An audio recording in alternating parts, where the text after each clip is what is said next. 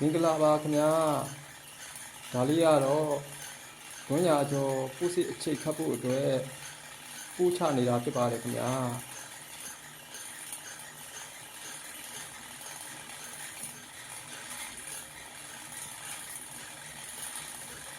ဝန်းညာကျော်ပို့စစ်အချိတ်ခတ်ဖို့အတွက်စိတ်ပိုင်းတစ်ခုဖြစ်တဲ့ပို့ချခြင်းလုပ်ငန်းကိုဆောင်ရွက်နေတာဖြစ်ပါတယ်ခင်ဗျာပို့ချတယ်ဆိုတာကတော့အထက်တစ်ဆယ်မှာသုံးမဲ့အကြောင်းလေးတွေကိုဒီဘက်အခုလည်နေတဲ့ချက်လက်အကြီးပေါ်ကနေခုလိုကြောင်လုံးလေးတွေကိုဖြစ်ထည့်တာဖြစ်ပါတယ်ခင်ဗျာ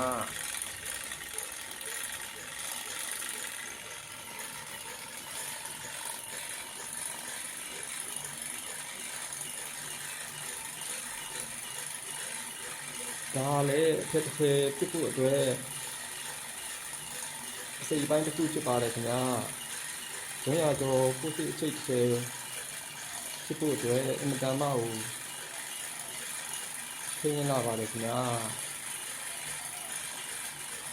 အစဉ်ပေါင်းအများကြီးဆောင်ရွက်ပြီးမှဒါအထက်ရက်လုတ်တဲ့အစဉ်ကိုရောက်ပြီးတော့မှအထက်တကွင်းပြီးဖို့ဆိုရင်လည်းလာချီပြီးကြောင်ခတ်ရတာဖြစ်ပါတယ်ခင်ဗျာ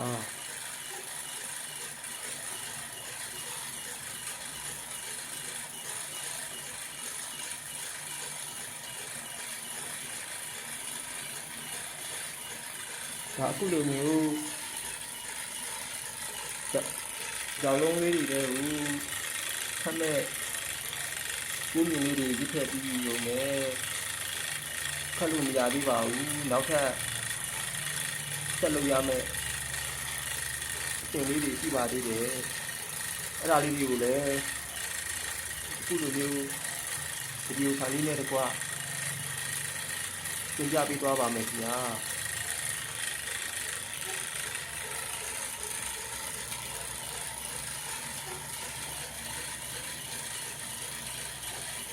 ဒါဆိုရင်ကိုယ်ပဲချက်လက်သေးကကိုဒီဘက်ကကြောင်လုံးလေးတွေကိုပြည့်ထည့်နေတာဖြစ်ပါတယ်ခင်ဗျာ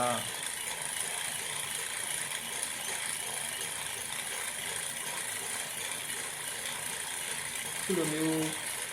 ပို့ချတဲ့အခါမှာလည်းကိုယ်မြင်လေးတွေကအင်တာမကိုညှဉ်းပြီးတော့မှပြီးနေတဲ့အတွက်ဆမ်းမသိရင်အခုလိုမျိုးလှည့်နေခြင်းပြင်မှာပဲကျတ်သွားတာမျိုးလေးဖြစ်တတ်ပါတယ်ဒါလေးတွေကိုအဲ့လိုမျိုးခဏခဏမပြတ်အောင်ဒီစပြီးတော့မှလုပ်ရတာဖြစ်ပါတယ်ခင်ဗျာ